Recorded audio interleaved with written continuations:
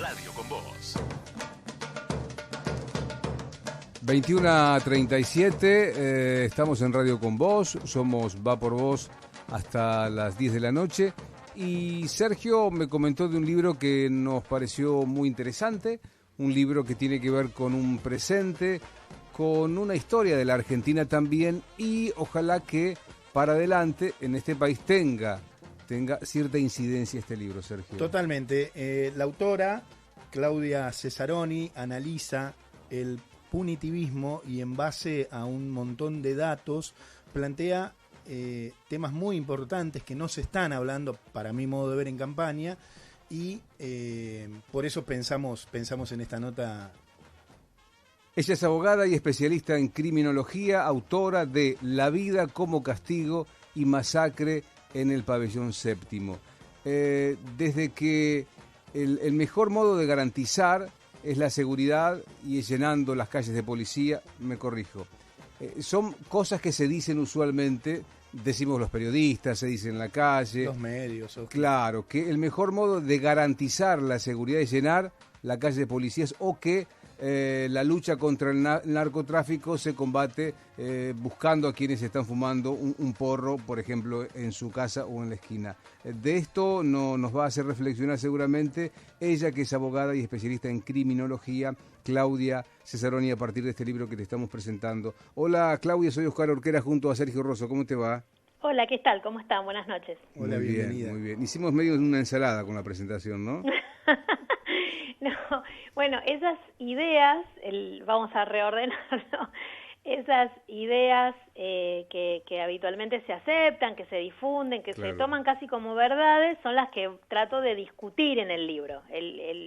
Son 10 ideas bastante populares, vos mencionaste 2, también lo que tiene que ver con los chicos, ¿no? Esto que se suele decir a delitos, si un menor comete un delito de adulto hay que castigarlo como un adulto, o los presos se tienen que pudrir en la cárcel, o las cárceles están llenas de asesinos y violadores, digamos, son cosas que en general se repiten y se repiten como verdades. Entonces, bueno, yo trato de discutirlas a partir de estudiarlas, pero sobre todo de una trayectoria, de trabajos que he tenido que tienen que ver con estos temas, ¿no? De la práctica, más que solo de la teoría.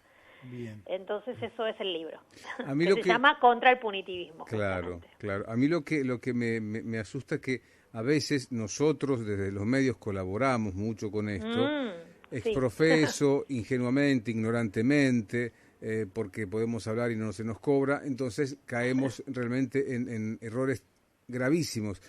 Ahora, ¿cómo ordenarnos nosotros, inclusive socialmente, Claudia? Hay que leer más, hay que estudiar más, hay que preguntarles lo que saben. ¿Por dónde me llevas vos con esta interrogante? Y bueno, en principio sobre este tema hay distintas posiciones, como hay distintas posiciones sobre economía, sobre trabajo, digamos, sobre un sinnúmero de temas hay por lo menos 2 grandes teorías. Lamentablemente en este tema es como que siempre se escucha una sola mirada, que es justamente la mirada punitivista, que tiene que ver con esa idea de que todo se resuelve con castigo y con más cárcel. Y yo quiero decir, no es una mirada que solo pertenezca o que solo tenga un partido político, ¿no? Puede decir, bueno, no sé, el macrismo es punitivista. No, justamente lo que yo muestro o trato de contar en el libro es que es una posición bastante transversal a todas las fuerzas políticas, por lo que es más difícil discutirla y combatirla porque atraviesa todas las formaciones políticas. Y de hecho yo hago un recorrido, por ejemplo, desde las llamadas leyes Bloomberg, que se votaron en 2004, gobierno de Néstor Kirchner, claro. reciencito iniciado, y las sucesivas reformas se votan en todos los gobiernos, inclusive, digo, y por eso me parece que también hay que discutirlo con mucha, sin callarse nada, y francamente, incluso con gente con la que uno se siente cercana en otros temas, ¿no? Políticamente, pero en estos temas terminan teniendo una posición que no los diferencia demasiado de las fuerzas políticas más de derecha, digamos, de las posiciones más conservadoras. Entonces, a mí me parece que es un campo donde hay mucho que aclarar. Claro. Y vos decías, ¿cómo? Bueno, de la misma manera que si vos querés tener una opinión o dar una opinión como periodista sobre, no sé, la deuda externa, probablemente vas a llamar a gente que tiene posiciones distintas sobre estos temas. También hay que llamar a gente que tiene posiciones distintas y además buscar en datos que habitualmente no se miran. Por ejemplo, cuando hablamos de la cárcel, de cómo está compuesta la cárcel, hay información, hay estadística, está accesible, la tiene el Ministerio de Justicia de la Nación y es muy poco conocida. Y Muy hay bueno que, eso. simplemente hay que ir y mirarla. Me acuerdo cuando Pichetto, cuando el ex senador Pichetto decía que todos los ladrones eran peruanos, bolivianos. Una pavada. ¿No? Y la estadística lo derrumbó en 25 segundos. Solamente el 1% tiene estos antecedentes o esta procedencia. El 1% es una locura, Claudia, poner a todos en el mismo lugar, por otra parte. Ahora, Zaffaroni también se lo mete muchas veces en esto, ¿o no? Sí, de Zaffaroni se dice una cosa muy divertida, se dice que es abolicionista, lo que es una pavada gigante, porque un juez, es muy difícil que sea abolicionista, porque un juez en lo penal a lo que se dedica es a aplicar penas. Entonces, digamos, se lo acusa, entre comillas, de abolicionista. El abolicionismo extremo, digamos, las posiciones abolicionistas se plantean que la cárcel como institución y en general el sistema penal deberían desaparecer. Son como las posiciones más extremas y bastante minoritarias. Nosotros, nosotros todas las personas que tenemos una mirada crítica hacia el sistema penal, lo que planteamos es que tiene un nivel de expansión que es absurdo y que se intenta resolver una cantidad enorme de problemas que son sociales, que son económicos, que tienen que ver con la desigualdad con el sistema penal. Entonces, vos no podés resolver un problema social porque tenés a la mitad de la gente bajo la línea de pobreza y lo que haces es levantás gente y la metés presa por un hurto, por pequeños delitos. Si vos vas a ver las cifras de la gente que está privada de libertad, la inmensa mayoría, casi la mitad, está por delitos contra la propiedad, no por homicidios, por robos violentos, por delitos contra la propiedad, robarse un celular, o por delitos asociados a las drogas, que es un delito que tiene que ver más con la salud pública que con la seguridad pública. Cuando yo digo esto, me dicen, bueno, pero para mí que me roben un celular es muy grave. Para mí también. Sí, claro. Pero si a mí me roban un celular, la verdad es que lo que yo querría es que me lo devuelvan o que me compren uno mejor. Sí, Claudia, hay un caso muy emblemático de un chico de 17 años en Quilmes que lo mataron de un cuchillazo por robarle el celular y la bicicleta. Digo, son temas evidentemente muy, muy sensibles. ¿Cuál es la solución desde tu óptica? ¿O qué crees vos que sería el comienzo de una solución? Ese es un caso extremo, horrendo. Un chico de 17 años. No hay ninguna manera racional de evitar que pasen alguna vez ese tipo de hechos. ¿Por qué digo esto? Porque vos podés llenar la calle de policías, podés llenar las calles de patrulleros, podés llenar las calles de cámaras, pero alguna parte se te va a quedar afuera de eso.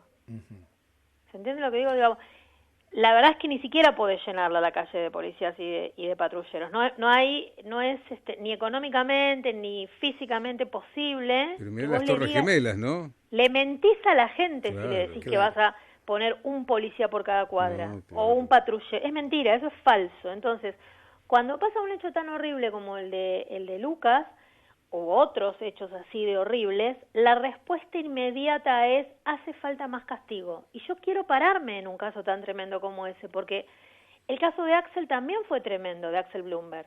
Un secuestro seguido de muerte. Y la respuesta fue aumentar las penas hasta 50 años. Nosotros ahora tenemos penas de hasta 50 años.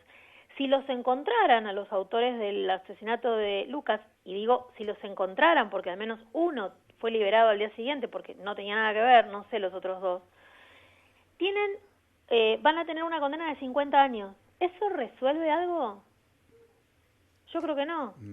No, la verdad y no evita otros casos semejantes. Entonces, es ahora, mentira. Claudia, pero si la justicia fuera un tanto más rápida, más severa y se cumplirían estas penas, ¿el que piensa en matar no lo va a pensar dos veces? No, la verdad es que está demostrado. Si eso fuera cierto, en Estados Unidos no habría homicidios porque hay pena de muerte. Y la justicia es bastante rápida en Estados Unidos. Y no hay pena de muerte. Y no hay prácticamente derecho de la ejecución de la pena como había aquí, porque eso también ha sido dinamitado. Mira, eso que acabas de decir también es un poco una idea aceptada sin discusión. Vos decís, si la justicia fuera más rápida, más bien eso depende de la policía tiene que detener a los autores de los hechos. Los jueces y los fiscales no van a buscar a los autores. O sea, los que tienen que encontrar y no detener a cualquiera, como hicieron en este caso, por lo menos con uno de los 3 jóvenes, detener a los autores, investigar, no pagarle a buchones o detener a cualquier pibe que anda por ahí para resolver el caso. Investigar seriamente. Es la policía, no son los jueces ni los fiscales. Una vez que están detenidos, los juicios no son, y si pasa tiempo para que llegue el juicio, esta persona ya está detenida, porque en este tipo de casos no se libera a las personas antes del juicio, llegan detenidas a juicio. Sí. Y no es verdad que salen antes, porque el sistema de ejecución penal ha sido dinamitado. Esa es otra cuestión de la que no se habla, o se dicen cosas que son equivocadas.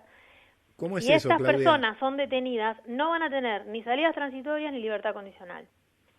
Y no opera tampoco para evitar futuros hechos, porque nunca sabemos por qué mataron a este chico. No sabemos si los que lo mataron estaban pasados de alguna droga, no sabemos si se asustaron, no lo sabemos.